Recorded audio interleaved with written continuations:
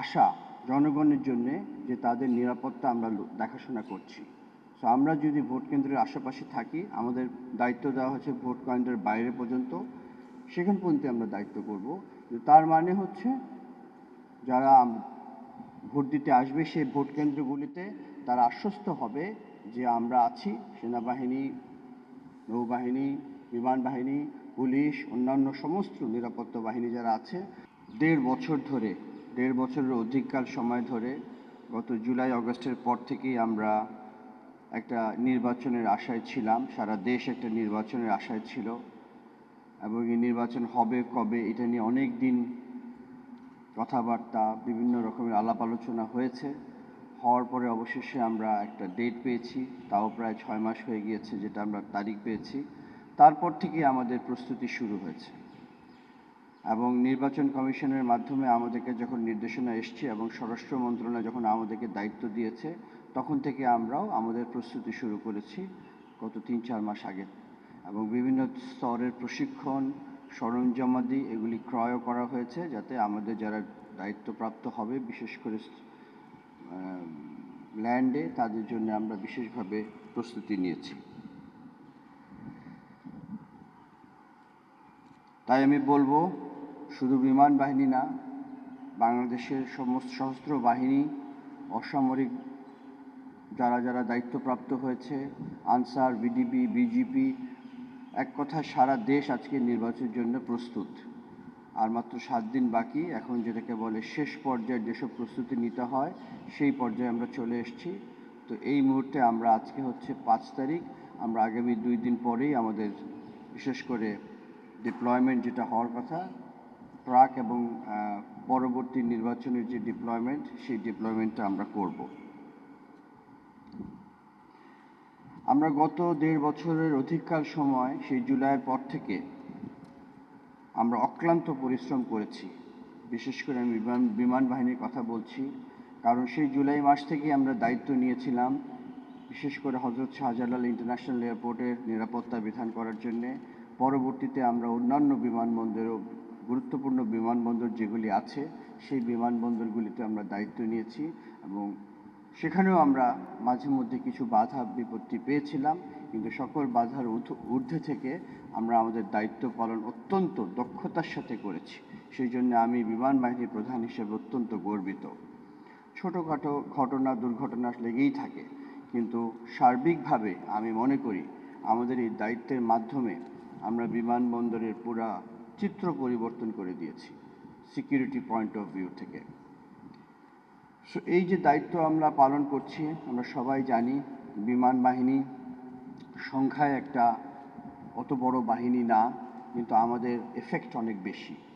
তো আমরা তারপরেও আজকে এতদিন ধরে আমাদের বিমান সেনারা, অফিসাররা এই ধরনের দায়িত্ব পালন করে আসছে।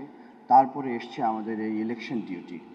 সো ইলেকশন ডিউটিতে আমরা তার চেয়েও বেশি মানুষ বা তার চেয়েও বেশি জনবল দেওয়ার জন্য প্রতিশ্রুতি দিয়েছি। এটা আমাদের জন্য অনেক একটু চাপের মধ্যে আমরা পড়ি, কারণ আমাদের যে দায়িত্ব, সেই দায়িত্ব থেকে আমাদের কোনো পরিত্রাণ নাই। সেটা হচ্ছে আকাশ প্রতিরক্ষা, 24/7 যেটাকে বলে, এটা আমাদের দায়িত্ব।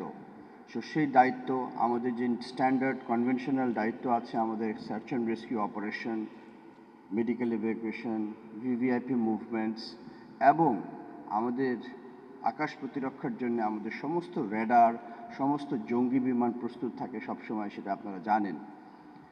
সো সেই দায়িত্ব থেকে আমরা কোনো ধরনেরই ছাড় পাওয়ার কোনো সুযোগ নাই। তো আমরা এখন যে দায়িত্বটা করছি সেটা হচ্ছে আমাদের প্রাথমিক দায়িত্ব বা প্রাইমারি রেসপন্সিবিলিটির ঊর্ধ্বে যে কাজগুলি করছি, ইনএড টু সিভিল পাওয়ার।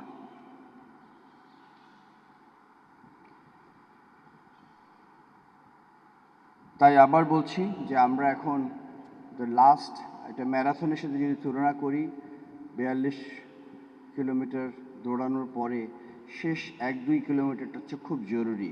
সো আমরা এখন ওই লাস্ট মাইলে পৌঁছে গেছি, যেখানে আমাদের ফোকাসটাকে সঠিক রাখতে হবে, এবং আমরা যেটা জাতি আমাদের কাছ থেকে চাচ্ছে অনেক দিন পরে, যে একটা অবাধ সুষ্ঠু নির্বাচন হবে, এবং সেই দায়িত্বই আমরা পালন করছি আমাদের সম্পূর্ণ আমাদের যতটুকু ক্ষমতা আছে সেই ক্ষমতার ব্যবহার করে।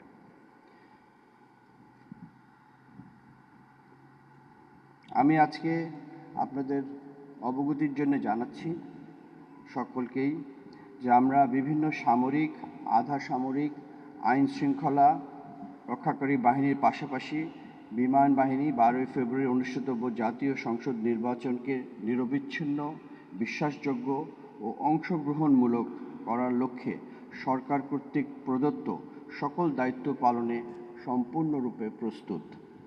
এবং এই জন্যে আমরা কি করছি, বিমানবাহিনীর প্রথাগত যে দায়িত্ব আছে, যেগুলি আমরা সবসময় করে থাকি যে কোনো ইলেকশনের সময়, সেটা হচ্ছে এয়ার ট্রান্সপোর্ট, বিভিন্ন জায়গা থেকে বিভিন্ন জায়গায় মালাবহন এবং জনবলকে বহন করা, বিশেষ করে প্রত্যন্ত অঞ্চলে, পার্বত্য চট্টগ্রাম অঞ্চলে অথবা উপকূলীয় অঞ্চলে আমাদের হেলিকপ্টারের মাধ্যমে আমরা ব্যালট বক্স আনা নেওয়া করা এবং ইলেকশনের দায়িত্ব যারা নিয়োজিত থাকে তাদেরকে আনা নেওয়া করে থাকি। এর পাশাপাশি এবারই আমরা প্রথমবার সেনাবাহিনীর সাথে সরাসরি মাঠ পর্যায়ে নিয়োজিত থাকছি। এই জন্যে আমরা সব মিলিয়ে প্রায় 3730 জন জনবল ডিটেল করেছি। মাঠ পর্যায়ে কিছু কম থাকবে, বাকিরা ঘাঁটির সাথে থাকবে, তারা অন্যান্য কর্তব্য পালন করবে এবং রিজার্ভ ফোর্স হিসেবেও তারা থাকবে।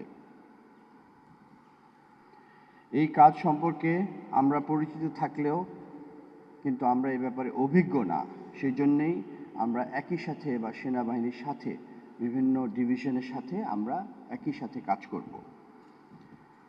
তাই আমি সকলের প্রতি বিশেষ নির্দেশনা দিচ্ছি, এখানে যারা তোমরা দায়িত্বে যাবা এবং ওখানে তোমাদেরকে দায়িত্ব পালন করতে হবে, যে প্রশিক্ষণ তোমরা পেয়েছো সেই প্রশিক্ষণ অনুযায়ী তোমাদের কাজ করতে হবে। সেই প্রশিক্ষণটা সবসময় মাথায় রাখবে। আমরা শর্ট প্রশিক্ষণ দিয়েছি, কিন্তু প্রশিক্ষণটা স্পেসিফিক্যালি এই কোন ধরনের পরিস্থিতিতে কিভাবে কাজ করতে হবে সেটা করতে হবে। কমান্ড কন্ট্রোল মেনে চলতে হবে। এখানে আমাদের বিভিন্ন স্তরের বিমান সেনা, জেসিও অফিসার আছে, সো এই চেন অফ কমান্ডটা মেনটেন করতে হবে। এবং যেহেতু আমরা সেনাবাহিনীর সাথে ডিপ্লয়েড থাকব, সেই চেন অফ কমান্ডটাও মেনটেন করতে হবে। অসামরিক কর্মকর্তা যেমন রিটার্নিং অফিসার, পোলিং সেন্টারে যারা দায়িত্বপ্রাপ্ত থাকবেন, তাদের সবাই সাথে সমন্বয় করে আমাদেরকে কাজ করতে হবে, যাতে আমরা সমষ্টিগতভাবে সাফল্য অর্জন করতে পারি। আমরা আজকে এখানে সবাই বিমান বাহিনীর ইউনিফর্ম পরে আছি, এটা আমাদের বিমান বাহিনীর কমব্যাট ড্রেস। এই ড্রেসের গর্ব বজায় রাখতে হবে, এটার মর্যাদা অক্ষুণ্ণ রাখতে হবে। সুতরাং এমন কোনো কাজ করা যাবে না যেটার কারণে আমাদের নিজের এবং আমাদের বাহিনীর সম্মান ক্ষুণ্ণ হবে। সেনাবাহিনী সহকর্মীদের সাথে সৌহার্দ্য বজায় রেখে কাঁধে কাঁধ মিলিয়ে দায়িত্ব ভাগাভাগি করে নিতে হবে। যেভাবে ওরা দায়িত্ব করবে আমরা সেভাবে করব। এ ব্যাপারে অলরেডি আলোচনা হয়েছে যে কীভাবে তোমরা ডিটেলড হবে, সেভাবেই কাজ চলবে। বেসামরিক প্রশাসনের সাথে সমন্বয় করে উদ্ভূত যে কোনো পরিস্থিতি মোকাবেলার জন্য সদা প্রস্তুত থাকতে হবে। সব কিছু আসলে প্রশিক্ষণের মাধ্যমে বলা যায় না। বিভিন্ন জায়গায় বিভিন্ন রকমের পরিস্থিতি উদ্ভূত হঠাৎ করে চলে আসতে পারে, যেটা আমরা প্রস্তুতি নাই।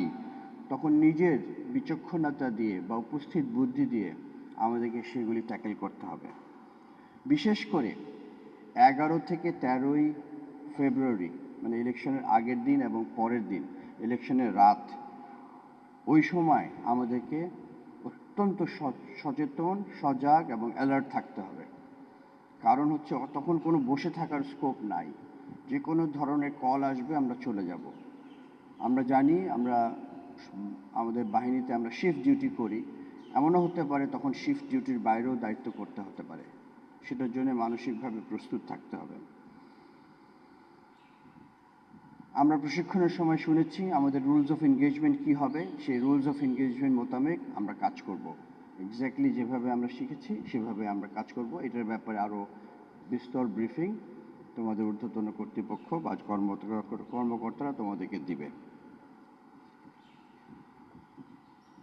আমি এখন জাস্ট একটু সবার জানার জন্য বলছি যে আমি অলরেডি সংখ্যার কথা বলেছি।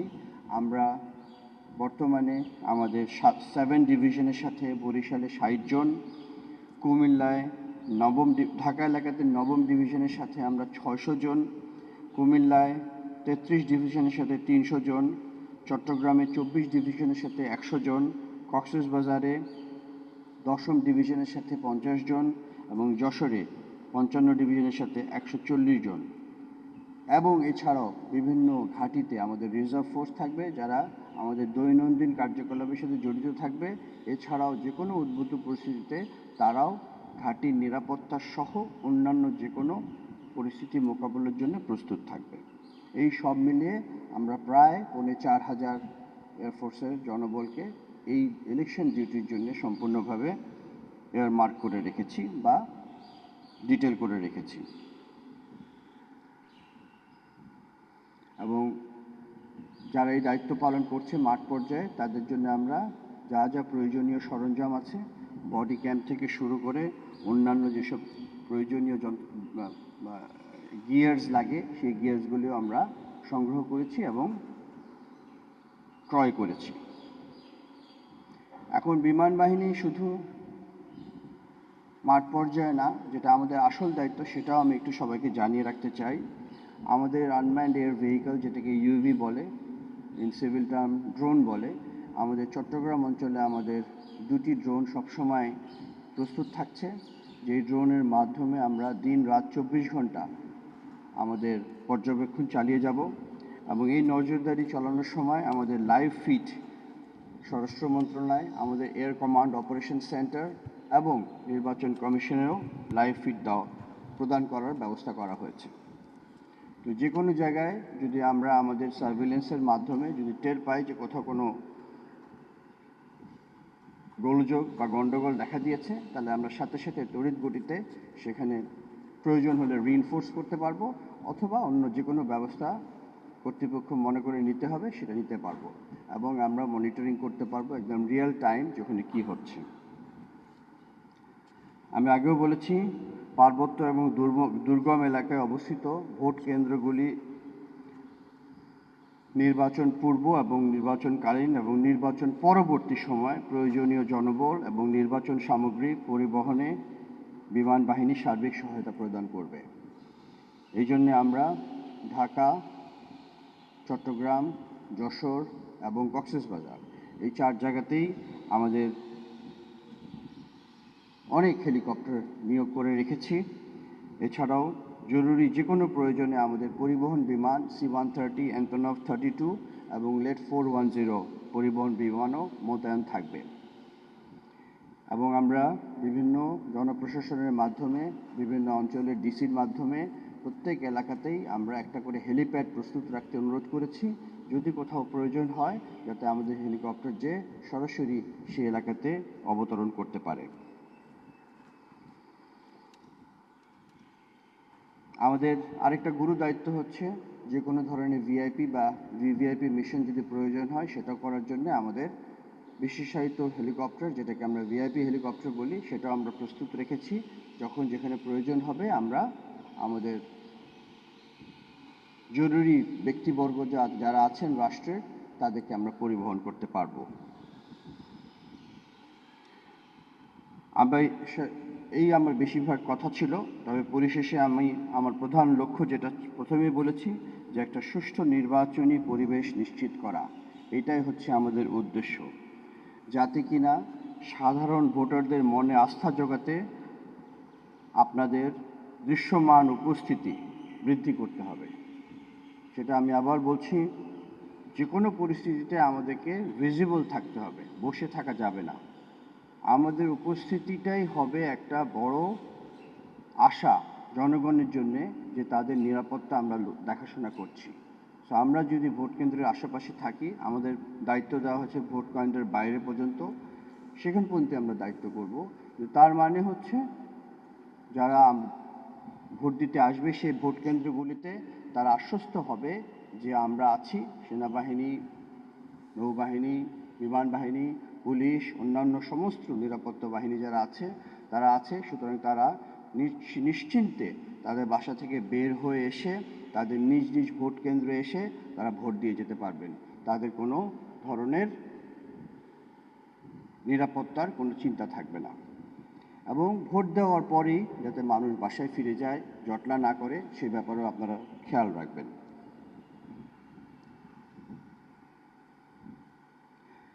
বারবার আমাদের প্রধান উপদেষ্টা বলেছেন যে এবারকার ভোটটা উনি উৎসব মুখর করতে চান, এবং আমরাও চাই। এটার ব্যাপারে অসামরিক প্রশাসন অনেক ধরনের উদ্যোগ নিচ্ছেন হয়তোবা, কিন্তু আমরা চাবো যাতে সুন্দরভাবে মানুষ আসতে পারে, যেতে পারে। এটাই হচ্ছে উৎসব মুখর আমার কাছে, যে তারা আসবে, হাসতে হাসতে আসবে, সুন্দরভাবে তাদের যাকে ইচ্ছা তাকে ভোট দিবে এবং চলে যাবে। হবে কিছু কিছু অপ্রীতিকর ঘটনা হবে, এটা সব জায়গায় হয়। তো আমাদেরকে ওগুলিকে খুব দ্রুত নিয়ন্ত্রণ করতে হবে, যাতে সেটা ছড়িয়ে না পড়ে। যে কোনো ক্ষেত্রেই মানুষের মধ্যে দ্বন্দ্ব লাগতেই পারে, এক দল আরেক দলকে দোষ দিতেই পারে, কিন্তু আমাদের কাজ হবে ওই ভোট কেন্দ্রের আশেপাশে কোনো সুযোগ নাই এগুলি করার, সেখানে আমরা তাদেরকে বাধা দেব। আর বিশেষ করে এখানে যারা আমরা আছি, যারা আমরা সব জায়গায় দায়িত্ব পালন করব, তাদের বিশেষ কাজ হচ্ছে যে আমরা যদি সুযোগ পাই আমরা আমাদের ভোট দেব। এটা আমাদের কনস্টিটিউশনাল রাইট, আমরা ভোট দিতে পারি। কিন্তু আমরা যখন ইউনিফর্ম পরে আছি আমরা কোনো পক্ষপাতিত্ব করতে পারবো না, আমরা কারোর জন্য ক্যাম্পেইনিং করতে পারবো না। এটা কিন্তু মাথায় পরিষ্কারভাবে ঢুকিয়ে নিতে হবে। কোনোভাবে আমাদের আচরণে, কোনোভাবে আমাদের ব্যবহারে আমরা কারো পক্ষ নিতে পারবো না। যার যার ভোট যার যার পছন্দ থাকতে পারে, এ ব্যাপারে আমার কোনো সমস্যা নাই, কিন্তু সেই পছন্দটা প্রকাশ করা যাবে না ইউনিফর্মে। যদি সুযোগ থাকে আমরা যে ভোট দিয়ে আসবো, যদি না থাকে পোস্টালের সিস্টেম হয়েছে, তোমরা যারা পোস্টাল ভোট নিয়েছো সেটাও করেছো হয়তোবা, আর না থাকলে আমরা যে দায়িত্ব পালন করছি সেটাও অনেক অনেক গুরু দায়িত্ব একটা, আমরা এই দায়িত্বটাই সঠিকভাবে পালন করব। আর শেষ কথা, যেটা আমি সবসময় বলি, আমাদের নিজস্ব ডিসিপ্লিন, এই ব্যাপারে কোনো ধরনের কম্প্রোমাইজ নেওয়া যাবে না। আমি জানি তোমরা বিভিন্ন জায়গায় ডিপ্লয়েড হবা, ওখানে তোমাদেরকে মেকশিফট ক্যাম্পে থাকতে হবে। আমরা যেভাবে অভ্যস্ত থাকা, সেখান থেকে হয়তো কিছুটা ব্যত্যয় হবে, এটা আমাদেরকে মানিয়ে নিতে হবে, স্পোর্টিংলি নিতে হবে। এটাকে নিতে হবে মানে একটা দায়িত্ব যখন আমরা পাই এরকম, এই দায়িত্বটাকে দায়িত্বের মতো নিয়ে সমস্ত ধরনের, যেটাকে আমরা বলি ডিফিকাল্টিস থাকে, ওই ডিফিকাল্টিসের ঊর্ধ্বে যে আমাদের কাজ করতে হবে। অল্প কয়টা দিন, সব মিলিয়ে বোধহয় যাওয়া আসা মিলিয়ে 7-8 দিন হবে। এটা খুবই কম সময়, এবং ইনশাল্লাহ আমরা এই ধরনের অনেক প্রশিক্ষণ করেছি আমাদের বিভিন্ন ট্রেনিংয়ে। সেই ট্রেনিংয়ের কথা মনে রেখে এটাকে একটা ট্রেনিংয়ের ঊর্ধ্বে আমাদের একটা কমিটমেন্ট, এই কমিটমেন্টটা আমরা করে আসব।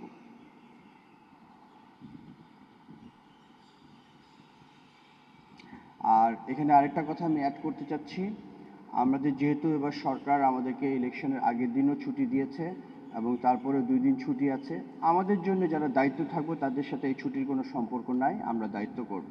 কিন্তু যারা হয়তো বা ঘাটির ভিতরে থাকবে তারা মনে করতেই পারে যে আমি তো একটু বের হয়ে যে আমার ভোটটা দিয়ে আসি, আমার বাড়ি তো সাভারে বা মানিকগঞ্জে অথবা কুমিল্লায়, তো মোটরসাইকেলটা নিয়ে চলে যাই, একটু ভোটটা দিয়ে আসি। আমি মানা করছি না, তার ঊর্ধ্বতন কর্তৃপক্ষ যদি তাকে অনুমতি দেয় সে যেতে পারে, কিন্তু আমি মনে করি এবার আমাদের সবাইকে বিভিন্ন ধরনের মানে যে কোনো ধরনের উদ্ভূত পরিস্থিতির জন্য রেডি থাকার জন্য সবাইকে আমাদের ঘাঁটিতে থাকা প্রয়োজন। তো সেই দিক থেকে আমরা যাব না, গেলে যদি একান্ত প্রয়োজন হয় তাহলে অবশ্যই অনুমতি নিয়ে যেতে হবে, এবং সেই অনুমতি যদি তার অধিনায়ক দেয় তবেই সে যেতে পারবে। কিন্তু বিভিন্ন কারণে মানুষ যেতে পারে, তার কারো অসুস্থতা, নিকটাত্মীয় হতে পারে, কিন্তু সে যদি সেখানে যেয়ে কোনোভাবে কোনো ধরনের রাজনৈতিক কর্মকাণ্ডে জড়িত হয়ে পড়ে তাহলে কিন্তু সব শেষ। এটা কিন্তু মনে রাখতে হবে। তোমরা এখানে আছো, কেউ কেউ ওই ভুলটা করে ফেলো, ভাবো যে আমি একটু রাজনৈতিক কাণ্ডে আমার মামা, চাচা, খালু, আমরা তো সবারই আত্মীয় স্বজন আছে, তার সাথে একটু দাঁড়িয়ে যাই, তাহলে হয়তো বা আমার ভবিষ্যৎ। এই ধরনের চিন্তাধারা থাকলে একদম মাথা থেকে ঝেড়ে ফেলো, একদম মাথা থেকে ঝেড়ে ফেলো। এটা তো কোনো উপকারে আসবেই না, অপকারে আসার সম্ভাবনা অনেক বেশি আছে। তো এটার জন্য আমি বলবো যে সময় আমরা আর কোথাও বেরোবো না, এবং বিশেষ করে মোটরসাইকেল নিয়ে বাইরে যাওয়া তো সম্পূর্ণ মানা। ওই দিক থেকে তোমরা খুব সাবধান থাকবে। এই ছিল আমার বক্তব্য, খুব শর্ট। আমি আজকে কোনো প্রশ্নও নিচ্ছি না এখানে। আমি জানি তোমাদেরকে যথেষ্ট ব্রিফিং দেওয়া হয়েছে, এবং এরপরেও আরও ব্রিফিং কন্ডাক্ট করা হবে তোমরা ডেপ্লয়মেন্টে যাওয়ার আগে। বিশেষ করে রুলস অফ এনগেজমেন্টের ব্যাপারে আমি কিছু দিক নির্দেশনা দিয়েছি, সেটা তোমাদেরকে আবার সুন্দরভাবে পুনর্ব্যক্ত করা হবে। সো শেষ কথা আমার একটাই, জাতিকে একটা অনুকরণীয় নির্বাচন উপহার দিতে আমরা প্রতিজ্ঞাবদ্ধ। এই ব্যাপারে আমি তোমাদের সবার যারা দায়িত্বে থাকবে তোমাদের সহযোগিতা কামনা করছি, এবং অবশ্যই এই মহৎ কাজে মহান আল্লাহ যাতে আমাদের সহায়